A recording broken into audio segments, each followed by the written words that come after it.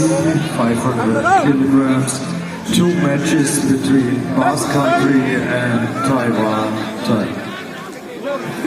It's Vitruku here in lane 6 in the blue shirts against the team from Chiang Mai Dashinai. And the Chinese won the first pull and started at lane 8. Another team from Chinese Taipei. It's team from Chiang Mai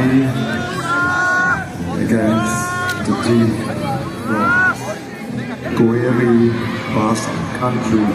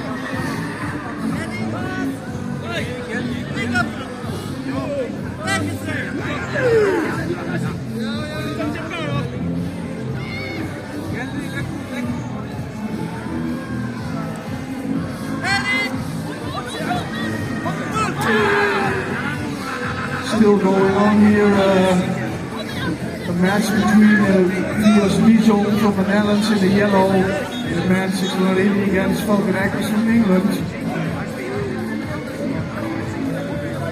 First pool was already a long one, and we saw Bijol winning that one. And now we are moving.